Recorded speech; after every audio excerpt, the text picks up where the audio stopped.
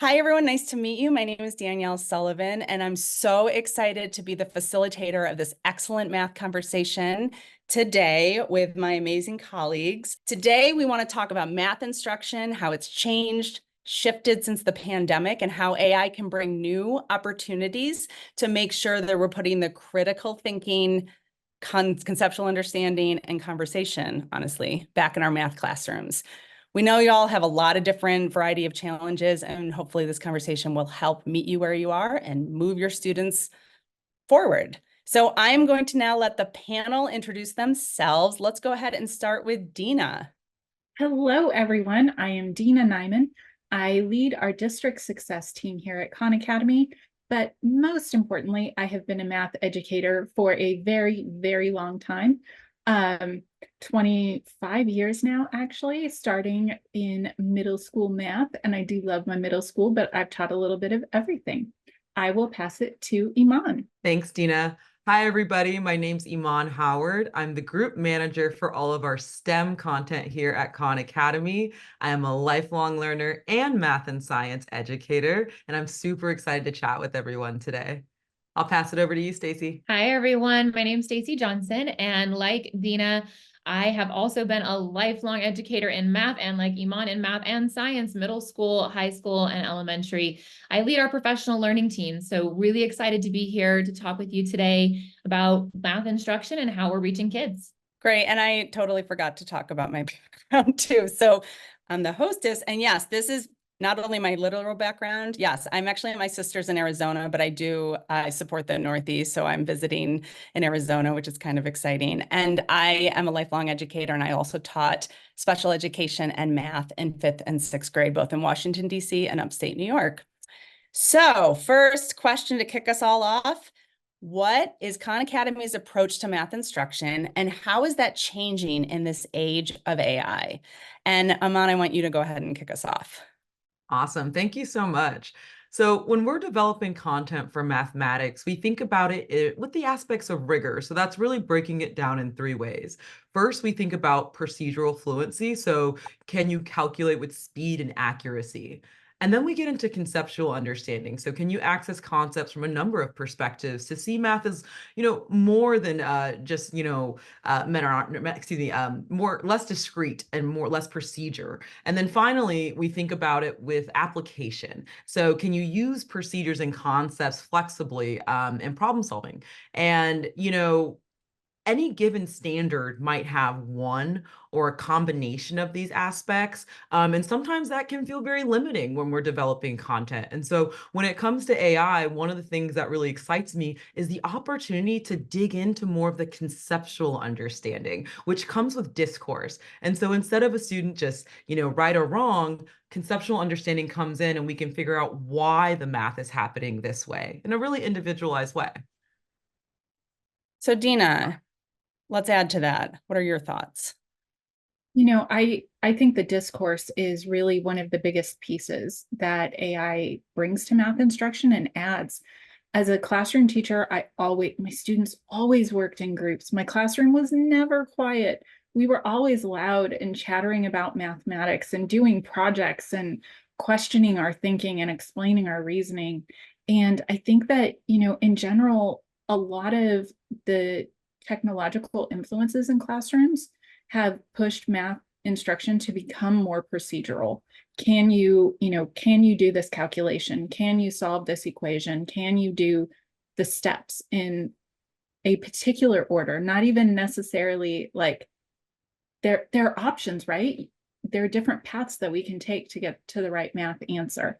And students often have a very good reason, and they think about things differently. And that adds to all of our reasoning and all of our math toolkits when we can hear how kids are thinking about math and the way that they're coming up with their next step or their strategy or why they approach a problem a certain way. And I think with AI, when students have to ask questions, when they have to be able to say, I don't understand this piece of an equation, it's not, I don't understand the whole concept. It's, I don't understand how to go from this step to the next, or they have to think more critically. And it really builds that conceptual knowledge, but that questioning, I think, is a really big part of that. So Stacy, how are we at Khan Academy helping teachers wrap their head around all of this? Yeah, I mean, I think even before I think about how we're wrapping our head around it, as I think about discourse and conceptual understanding, one of the things that I'm most proud of with Khan Academy is where students are doing that. What are we talking about? What are we building conceptual understanding in? And the fact that at Khan Academy, we believe, we know that every student can achieve at grade level. And I think what's really important to say here is that all of our students have learning gaps. All of them are coming in with these holes, right? It's kind of this Swiss cheese understanding of mathematics.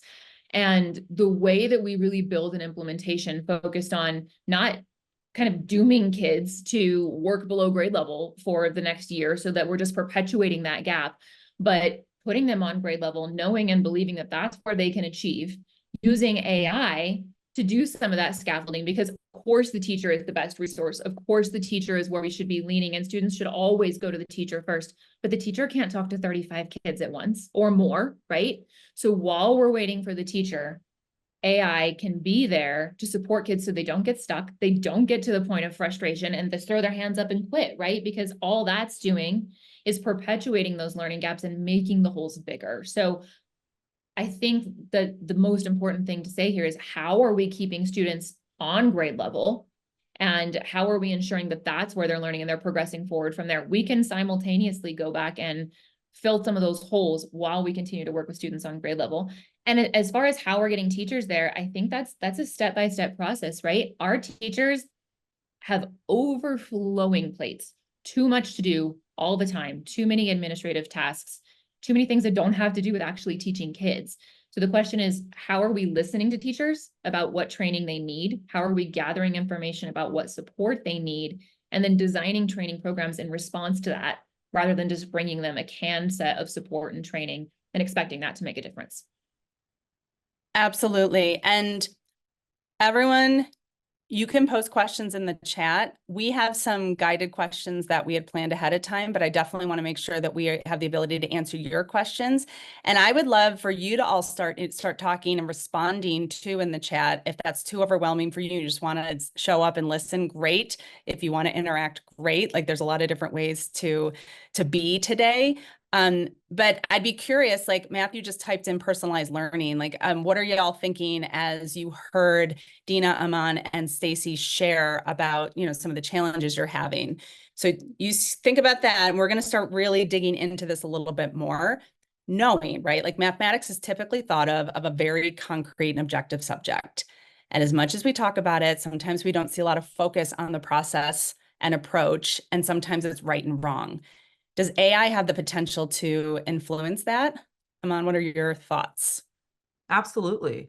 A lot of our curriculum sometimes focuses on that procedural fluency. And so when you're in the classroom executing this, you ask a student a question, they can't get the answer right. And now all of a sudden the kid's saying, I'm not a math person, I got it wrong. And then the conversation ends. And maybe they don't raise their hand again. However, when we introduce something like Conmigo and AI, not only if I got it wrong, it's not a shutdown. There's an opportunity to now say, well, let's have a conversation. Let's figure out why that happened. And now we're getting into that conceptual understanding. And, someone in the chat mentioned personalized learning. We're going to personalized learning. Many of us have been in classrooms where the ratio is 1 to 35. And we have some students that are on grade level, a few 2 years behind, and a few 2 years ahead. And so now we have this opportunity to meet everyone at their learning edge. Right or wrong, we have a way to personalize your instruction and get you to the level that we know you can meet, which is grade level. And Yeah. I think Go ahead, with, Dina. it's personalized learning, but I feel like there has always been this desire and goal for secondary teachers to make small group learning a reality. And it's felt impossible, and it's felt so challenging, because you're absolutely right. You've got 36 bodies in your classroom, and you want to work with this small group of like 3 or 4 that need attention. But what happens the second you sit down? All those hands go up. I need you. I've got a question. I don't know what to do next. And I think that small group time, I actually, Lynn commented flexibility in teaching in the chat. And I think that AI gives us the possibility to do things that previously were so complicated and so difficult. I think that we can do that small group instruction because AI can interact and, keep students progressing in their learning and keep them moving forward. And I think it actually gives our kids more time with the teacher in the way that they really need it. It's less of the teacher like standing up and delivering to a whole classroom at once, but more of the teacher being able to meet those needs right where they are and really provide students with the instruction, the explanation, and the guidance where and how they need it. Yeah. So Dina, that makes me think about like my favorite part of being in the classroom. I don't know if y'all have seen, like there was this YouTube video going around a few years ago. It was called My Favorite No, right? And it was about looking at the way that students had solved a problem and finding the wrong answers, but finding the beauty and the accuracy in those wrong answers. And my favorite part of teaching math was listening to students articulate the way that they approached a problem or how they were thinking about that, right? To their peers, to me, in those small group settings.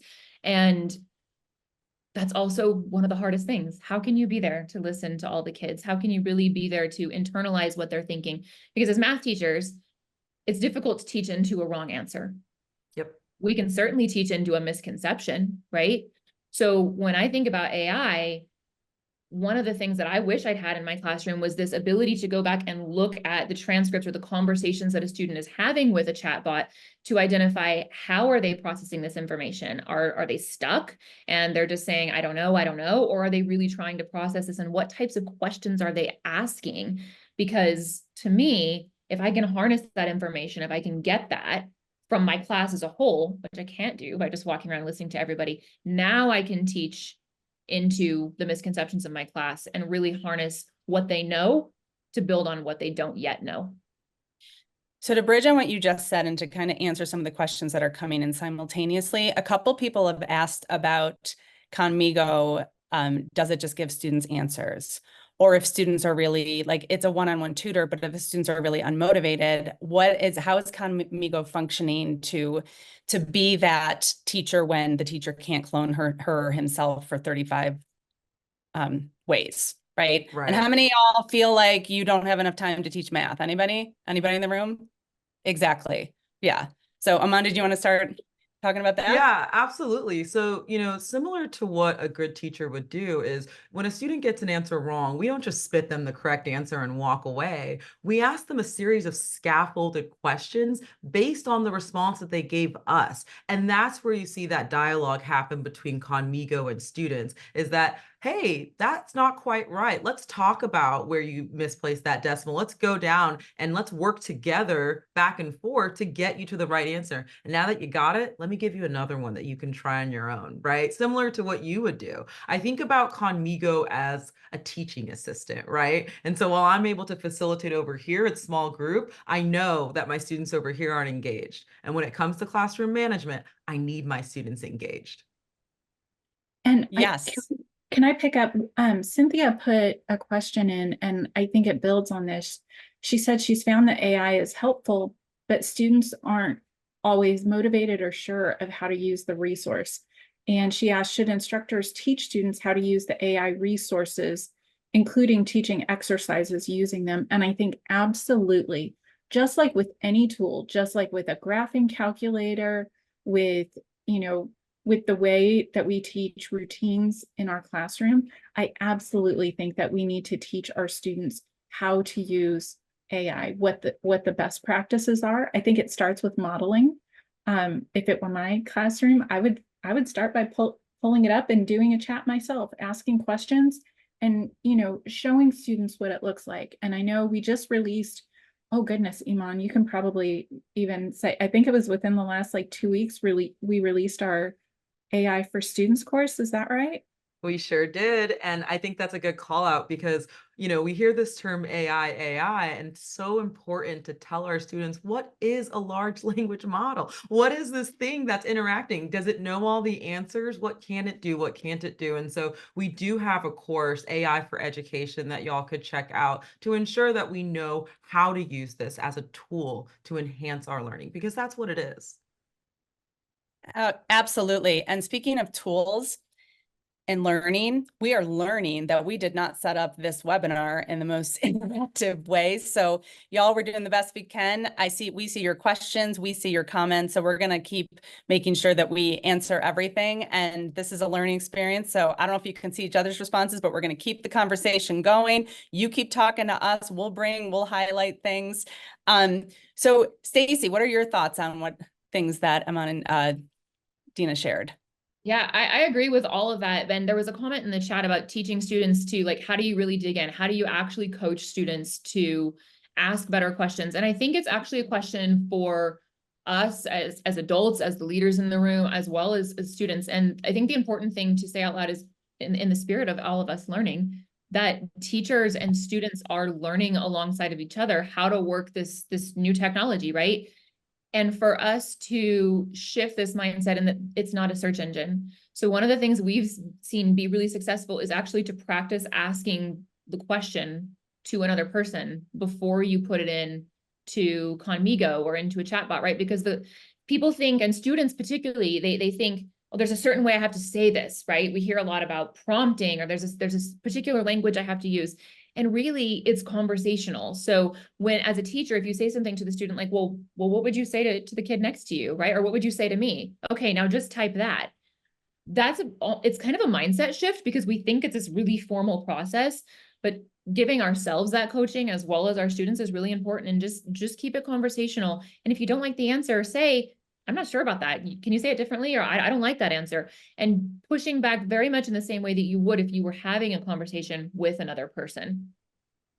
And I think it can also be an additional member of your group, right? If kids have to agree on what question to ask, oh my goodness, that really gets some great discourse going when they can only ask one and they have to figure out what the perfect next one is.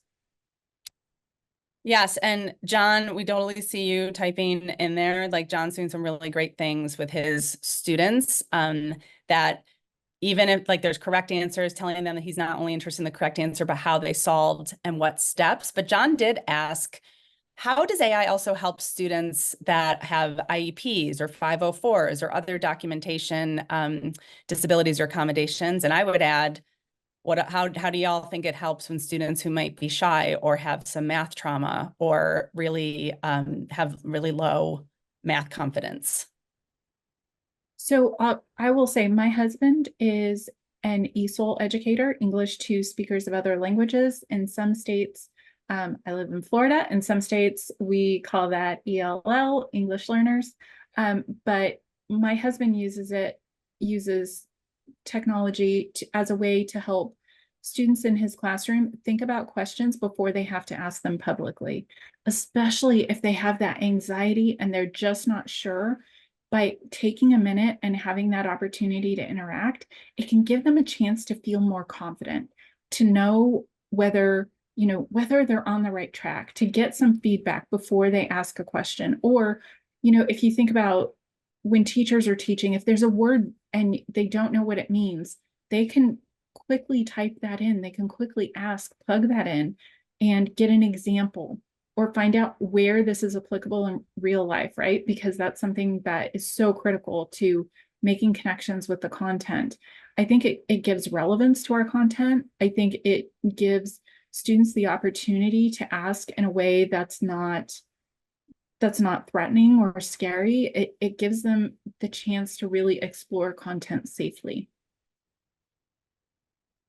Aman, what do you think about that? Yeah, I agree with everything you're saying, Dina. And, I've taught students who had IEPs, and sometimes typing itself was the limitation. And one of the things that I really enjoy about Conmigo is being able to speak into it, to actually ask your questions. And if you have headphones, Conmigo now has a voice. So this can be like a one-on-one thing where, hey, Conmigo, I need some help over here. And then I'm the only one that hears the answer. And that can be really critical to getting a student, to your point, Dina, to combat some of that math trauma and really make sure that they're getting their needs met.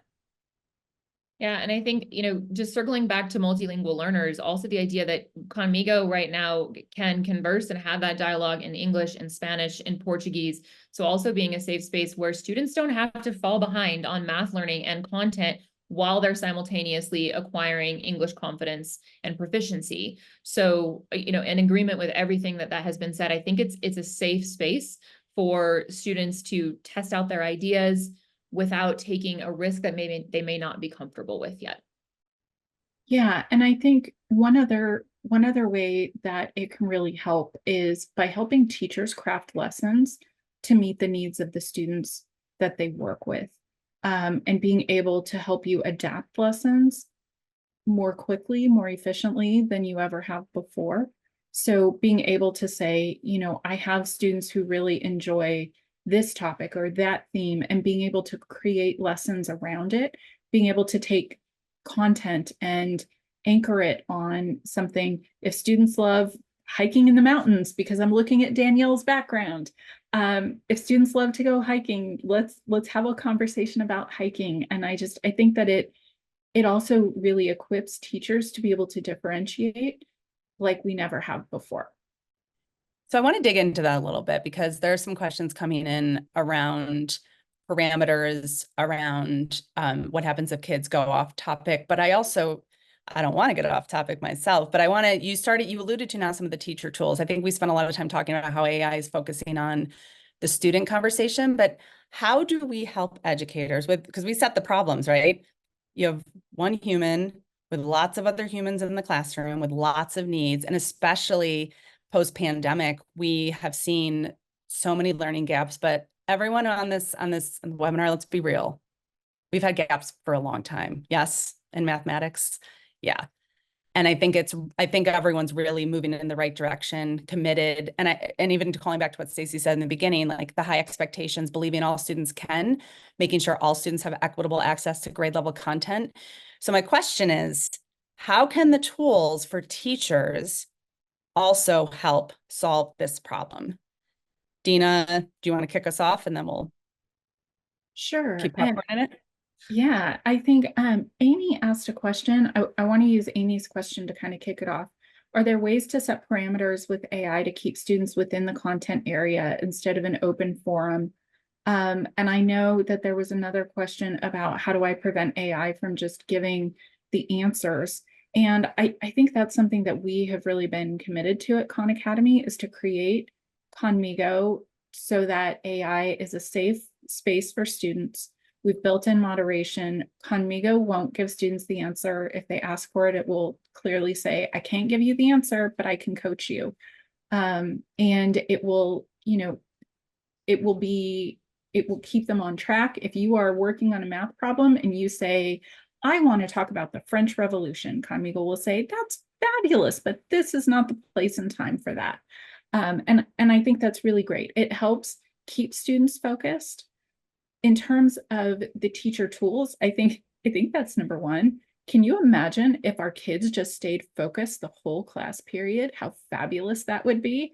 I say that as a middle school teacher, right? I taught middle school, so it was always like, lots of movement, lots of activity, trying to keep them focused on me. So it starts there. It starts with helping keep students engaged, keeping them focused. And then I think it's also about, as a classroom teacher, I told you I've been a math educator forever, y'all. It's about not having to search through. I used to search through book after book after book, looking for the right lesson, the right resource, the right materials. And then, then the internet came about. And we had Google and we had all the things. And then I just had 57,000 tabs open while I was looking for something to lesson plan with. I think this saves time because it gives me something high quality. I can make those adjustments quickly. I can make resources to meet the needs of my students that are specific to my students very, very quickly.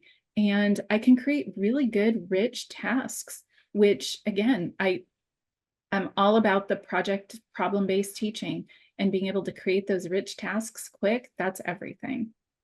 And I think not only creating the rich tasks, but how fast you can then differentiate, right? I mean, we used to spend hours making this great rich task for all the kids. Now we can do that in such a short period of time that I can also make 4 or 5 other versions of that speak to the individual needs of small groups of my students, or maybe even an individual student in literally just a few minutes, right? I could count them on one hand, and now I have high quality resources for my students that are differentiated. You have anything else to add, Iman, on that topic? No, I couldn't agree more. You know, when I think about some of the teacher tools, I was thinking to myself, well, which ones would I would have loved when I was teaching? And the refresh my knowledge tool is so critical because as a teacher, I think time was a commodity for me. I feel like I never had enough time. And there'd be moments where, you know, I needed support with my lesson planning, or one of my colleagues was out and I was told, hey, I need you to teach this 8th grade math course, but I'm teaching 6. And so just having a tool just to quickly get me up to speed so that I don't have to have students fall further behind is just so critical. And so, you know, I just think about the ways in which I can just individualize my learning, but also as a teacher could keep me up to date with what's needed for my students. Yeah, so let's unpack that a little bit more because we're talking about the teacher tools. So Stacy, if you were in the classroom today, which AI feature would be your go-to? What would you have leaned on the most? So this is always an interesting question because people look at me kind of funny. I am absolutely in love with the rubric tool, which is not something we do in math classrooms, right? Who would math teacher uses a rubric? I use them all the time. And it was such an interesting learning curve for me because as I went through my teacher prep program, we did all of our rubrics based on ELA stuff and humanities, right? And when I started teaching, I got a few years into it and realized I needed students to have a better understanding of what what being asked to do, how they needed to show that, and how they should be able to verbalize or communicate that after the fact. And so because I was much more focused on process, I would use rubrics, and it took me forever because there's no rubrics out there for solving systems of equations with rational numbers. I had to make all of them. So I just did one a couple weeks ago with Conmigo. It took me less than 5 minutes, and it was so explicit for kids. And if I was in the classroom right now with that tool, it just totally shifts the onus of learning onto the student. They know what's expected. They are now focused on process rather than that letter grade that doesn't teach them anything, right? They're now really in that metacognitive state where they're thinking about what am I learning, how am I showing it, and how am I communicating it? Iman, how about you? What's your fave? My fave has to be the leveler. So the leveler tool, which allows you to take any text and level it in different ways for different reading levels, is one of my favorite tools because I used to have students who had IEPs and they would tell me like, one, Miss Howard, I don't understand what this text says, or the text that I'm giving feels like baby work. I would hear that all the time from my students. And so this idea that everyone can access the same information, but it's tailored in a way that it's just for you, it's a game changer for me. And so that would be my number one. And before Dina, I let you answer, I want to piggyback off as a former special education teacher myself. There's actually an IEP creator tool. How many of you watching this have ever struggled with IEP goals and monitoring those goals? Anybody? And you just kid? Yes, that is. And then keeping students engaged and on track. So I was pushing Conmigo to give me very specific, measurable accountability outcomes for mathematical IEP goals. And when you push it, it gives you exactly what you need. So that thing, if I had had that, it would have saved me hours of my life. Hours. Dina, what about you? Okay, so I have a middle school son who is a very curious individual and wants to know everything about everything. So my favorite is Ignite My Curiosity because he asks me questions about things I have no idea about. And I have learned that Conmigo is my best friend when it comes to answering his questions about the way the world works and the way that things look in subject areas that are, his world of science is big and huge and massive. And even though Mama's a math girl and I've got a lot of science, I definitely think that as a parent, Ignite My Curiosity has saved me more than a few times. Yes, I can see that. I'm somebody who got in trouble at church school for asking where the dinosaurs were with Adam and Eve. I don't know if that relates to anybody, but curiosity, it's important to continue to make sure that we build on curiosity for students. So there are some logistical questions coming in. Somebody was asking about time fitting everything in. Can y'all speak to how do we incorporate some of these tools? Like we're talking about the teacher tools can save time, but I want to just shift back a little bit to the Conmigo student-facing tools. And if actually, can someone explain the difference between our courses plus Conmigo? Because I think, I don't know if we really started with that. So who wants to start off by just kind of giving people the lay of the land? I can do it. So Thank you, Dina. Sold.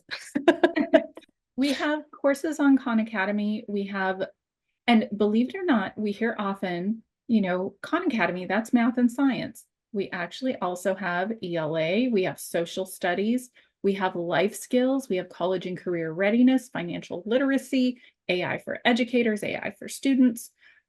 We have art history, we have a lot of different courses. And with all of our course content come different ways to learn. We offer videos, we offer guided readings, we offer exercises to practice what you've learned.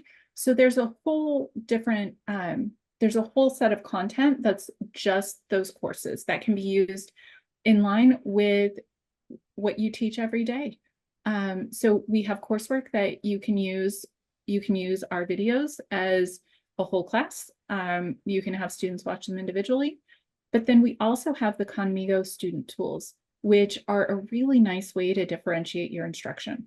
One of my favorite pieces as a teacher, I was always super big on explicit vocabulary teaching, right? Even before Hattie said it was like one of those best practices, like explicit vocabulary teaching was always a big thing for me. And so I like that we have some vocabulary tools where students can practice their math vocab. I would use it. I think it can fit into your teaching in a lot of different ways. You can engage students with different types of warm-ups. You have content to give them practice. You have opportunities for them to get sets of practice problems where they can work and they have to explain their reasoning, and Conmigo will coach them. So I think when you ask how it fits within your teaching, I would say it depends on your teaching style. It depends on what you want to do, but we definitely have enough content to fit into a weekly routine. Either of you want to add anything else to that? I think she locked it in. I agree with all that. And Conmigo is it's a nice layer on top, right? Because it's there to support the whole way through. So I want to go back to what kind of future we're building mathematically with our students. And I'd love to know, and I love everyone watching this to think about the same thing. So say you had a magic wand, right? Because obviously we have an amazing tool, but it's not a magic wand. What would you change, or what kind of future would you want to see moving forward when we think about mathematics instruction? Yeah, I'll jump in here and say my magic wand would change the spirit with which we approach math instruction, especially with younger learners, because if you think about advanced mathematics and mathematicians, math, it really is to me, it's a creative subject. It's about building understanding of the world. It's about exploring things that we don't yet know and understand. But we teach math as if there is no creativity often, right? And I think that AI can really support us with that shift, where rather than thinking about things in one way, AI can help students with thinking about problems from a different perspective, or with explaining it differently, or a different approach. And as a teacher, that's really hard to do with 35 or more human beings in a room, right? So I think that's where AI can come in and support us with having those conversations with kids and really delving into the exploration that, to me, is the true spirit of mathematics that we don't often have time to capitalize on. Absolutely. I feel like if I had a magic wand, there would be no defining moment where somebody decided if they were good at math or bad at math. Everyone would see themselves as a math person, and they would learn that when, I make a mistake, it's not like oh no, it's let's have a conversation. That was fun. What are you thinking? And everyone would feel empowered to have these talks about how can we learn from misconceptions? How can we have math discourse? And what I love about AI is that it empowers us to do just that learning from errors is actually an opportunity. How about you, Dina?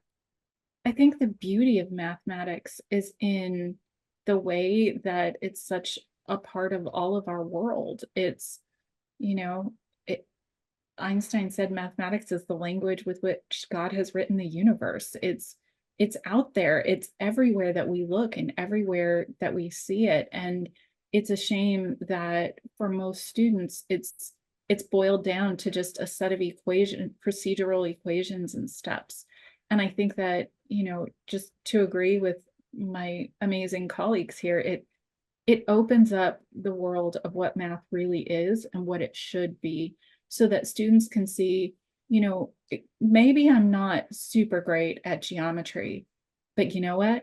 I love algebra. I love finding generalizations and figuring out how equations can work. Or maybe I'm not an algebra, I'm a geometry person. There are different ways to love math and to engage with it. And I think you can see yourself in that when you have the opportunity and when you're presented with math as being so much bigger than a series of steps. And I agree with everything that you said. And from supporting math educators really closely for, the last 10 years of my career, I also want to empower, my magic wand would be to empower every math educator, like Aman said, to not feel like even some elementary school teachers sometimes feel like they can't teach math, or they shy away from math, or they have math trauma themselves. I had math trauma. Did any of you have math trauma? Like, I know exactly when it happens. So it's knowing that you can, it's knowing that it's what's possible, and finding the joy again. So I actually would love to talk a little bit about creativity, joy, which also links to boosting confidence. How can these tools help bring some of the happy back in our mathematical classrooms? Stacey, what do you think about that? How can we enhance more creativity? Yeah, I'm trying to figure out how to not repeat myself, because this is my magic wand question, right? I think it's about helping students to examine mathematics from another perspective, right? So in our traditional dynamic, we have a teacher who's teaching math, and students are learning, and sometimes they get the opportunity to verbalize back, but it tends to be kind of a two-way conversation, right? As much as we can bring in peer dialogue and have students talking about and exploring the ways that other people think about problems, or the ways that other people approach a problem, that's incredibly valuable, but time is so limited. And so to me, whatever AI tool you're using, it could be about exploring mathematics in a more pictorial manner, right? Where we're looking at things graphically, or playing with things graphically and visual images of it. Or it could just be about having that safe space to explore the how and the why behind my own thinking or my own so-called mistakes, right? Because to me, that's where the creativity and the learning comes out. It's almost more likely that you're going to explore the creative side and how you approach something when you do make a mistake, right? When I didn't get it right the first time, and I have to go back in and examine my own process. And I think that's really where that having that AI chat support, or having that dialogue, can really help us to dig in there. Absolutely. And Absolutely. Stacey, I view creativity as higher order thinking. So getting all out of that, do I understand it? Can I recall it? But can I analyze it? Can I create something new from this? Can I have a discussion about this? And that's what AI allows us to do. And so when I tie that into what happens in a classroom where students are all at different levels, regardless of your level, we can now all engage in higher order thinking that meets us at our learning edge. And so that's something that I'm really excited about for this tool. Actually, can we talk a little bit more about meeting you at the learning edge? Can you expand on that? Because that's that's a thing where a lot of research is showing, right? It's called, even John Hattie talks about the Goldilocks principle of learning. Can be too easy, too hard, it has to be just right. But the just right it's different for everybody. The edge is different. So, Exactly. It's different for everyone. And I'm going back to this anecdote we've been using about being the 1:35 ratio between yourself and the kiddos, is that every student has a different learning edge. So at what point have I pushed you to where we're not in frustration mode? We're still getting, that learning that's happening, but it's also not, it's not as rigorous, right? And so the idea here is that when I'm working with Conmigo, I might get something wrong. Right. And then Conmigo is going to call out exactly where I got it wrong. And the dialogue starts right there. Maybe I got it right. Conmigo can then up the level, right? And then we can now work on something a little more rigorous. And it's really important for engagement. It's important for learning that that is happening, that each student is being met exactly where they need to be. And as one person, that's really difficult to do, but we have a teaching assistant that can help us out now. Yes, absolutely. Dina, any final thoughts on either of the creativity or edge of learning? I think with the edge of learning, I think that we're able to be responsive and adaptive faster than we ever have been. I think that, for students, sometimes you just need that one light bulb moment to understand a concept, for it to make sense. And I think being able to have that moment happen and then being able to like use that as a launch pad and accelerate. So you're not stuck, you're not stuck working below grade level or on rote skills for a long time, where you keep practicing, but you don't really need it anymore. I think it allows us to see when students have it and when they're ready to keep moving. It helps us get out of some of the muck, if you will, and really keep progress, keep students moving forward and keeping them engaged. And I think in terms of like the creativity, just as they're doing that, how do you like to learn? We were looking at, at some different chats that had come in. One student asked and had Conmigo talk to them like a pirate for a little while because it kept them engaged. And so they were doing systems of equations from, a pirate. And they were thrilled. They were having a great time, but it was excellent work. They were asking solid questions and they were doing the math. That's fabulous, right? And I think that it gives us the opportunity to, to bring back the joy, to have fun with it. Would you all believe me if I told you I did dress up like a pirate once, and when I was a teacher and did teach math that way? So now you can dress up a pirate and have math pirate problems. Sometimes you got to do what you got to do to keep students engaged, which I do. We're about rounding out our time together. So I'd love to hear from y'all. What is your favorite math engagement technique and tool, and how do you think it could be enhanced using the Conmigo tools? What's your favorite go-to? Get back your teacher hat back on. Let's dig deep, y'all. What do you think? Oh, you're smiling, Iman. I think you want to go first. All right. Wait, one more time, Danielle. Let me as you go back with the question one more time.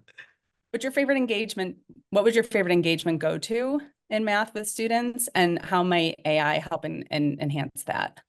So it's funny because this was probably the hardest thing I had to do, but the most important thing, and that was my lesson hooks. How can I make polynomials exciting?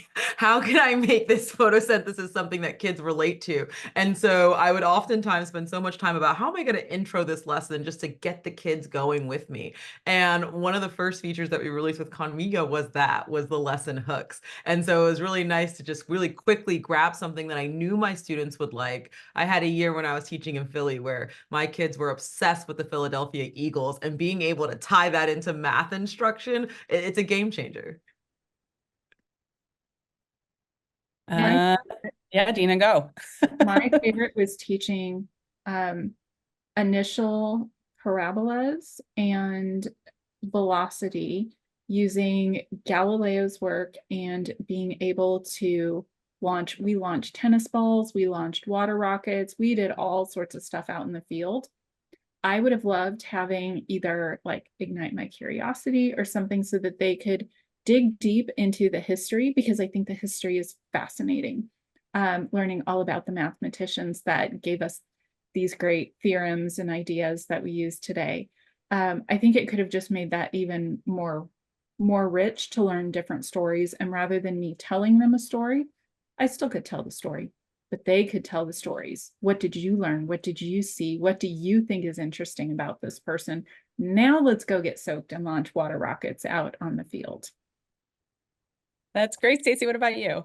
Well, we're getting specific here, so I had to dig deep for this one. I was a middle school math and science teacher. I taught both. And so My favorite thing was always to show students how math exists in the real world, not in isolation. And so my favorite way that I ever figured out to do that was teaching functions along with waves, sound waves, water waves, light waves, right? And looking at waves as functions and having students really do some deep analysis there. And it results in kids having this really thorough understanding, not only of the science, but of the mathematics that really is inherent in that scientific understanding and theory. AI could have helped me a lot because it took me like years to get that unit and that set of instruction right. And I think having something that I could, just brainstorm with that would keep me from flipping through all the books and all the web pages, but could just curate information faster so that I could make those real world connections of exactly how does math apply to the real world would have really been a game changer for me and allowed me to do much more of that with my students. Exactly. And Cynthia just typed in the chat. I know y'all can't see it, but Cynthia, I agree with you. Asking AI students how they feel about rate or topic and how they feel about what they just learned and helping them connect a little deeper. So my favorite strategy when I was a teacher, I was a 5th and 6th grade special education teacher, and I came to mathematics kicking and screaming because I had math trauma myself. So I approached it definitely as a creative piece as a teacher, and I would have make raps about things and literally dress up like a leprechaun and teach an Irish accent. I did anything that I could to keep students engaged. And what I found using tools that Conmigo is offering, there is a poem tool that you actually can, teachers can summarize a lesson in poetry. Students can summarize lessons using poems. And I think that is a really cool literacy connection and just empowering students to think about mathematics as that creative art form. Like y'all talking about linear equations and polynomials, and I see little polynomials dressed up in hats, and it really appeals to bringing mathematics to life. So it is a Friday. Y'all have been wonderful. We're so happy that you are here joining us. We have posted links in the chat. And for signing up, you are going to get a copy of the recording as well as a plethora. Yes, I use some mathematical terms. Is that a mathematical term? I hope it is. A plethora, it's also just a big word, of resources. There is a YouTube playlist where you can see exactly what we're talking about. We wanted to keep y'all focused on us and the conversation instead of seeing someone's screen, trying something different here. So you're going to get all the resources. If you want to learn more, you can also check out, there's a couple of links that we put in the chat, but we'll be giving you all this information in an email with the recording. So in conclusion, what's one last thought you'd love to leave thinking about the intersection of mathematics and AI?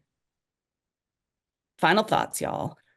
I think I would just say that there's a lot to learn, and we all have a lot to learn about what it looks like to bring AI into the classroom. But for right now, as much as we can just dip a toe into the water and try one thing and learn alongside our students, to me, this is about empowerment. This is about making our teachers' lives better, giving them more time back with their students or their families, like in the evenings when I used to be at school all the time. Like just trying one thing and being willing to take that risk and to learn something alongside of our students, I think is really the challenge in front of all of us.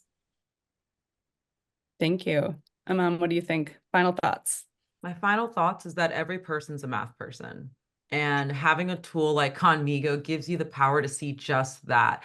No matter where you are, if you're below grade level, if you're at grade level, or maybe you're a couple of grade levels ahead, there's an opportunity for you to stay engaged, to have a discourse, and to be creative.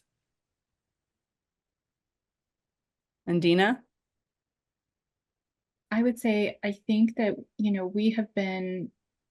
we have been struggling with mathematics becoming so much more procedural, so much more rote, and we see our students decreased engagement as a result of that.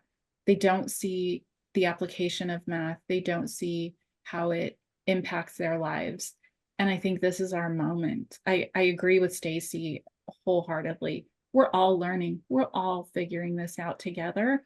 But join us. Come figure this out with us. Come have conversations with us. Let's talk about it because we want to talk about it. Because we want our kids to see the math that we all love. And I think this is our chance to get it back. Bringing happy back in our math classes. That's a fact. That's my final note, literally on a note. Thank you so much for joining us. We appreciate you. We appreciate the conversation. We are going to figure out a way to export this chat and send that to you. Please share this with your friends. Please, like Dina said, join us. We're going to have more of these conversations. Tell us what you liked, what you didn't like. We're always open to feedback. We're learning too. We're educators, y'all. And we love talking to educators because you are so forgiving with all the things. So thank you for joining us. We appreciate you. And until we see you again, bye, everybody. Thank you for watching this video and for being part of our teaching and learning community. To learn more about how Conmigo can support you and your students in the classroom, follow the links on your screen. And to never miss exciting announcements about new free course materials on Khan Academy, be sure to subscribe.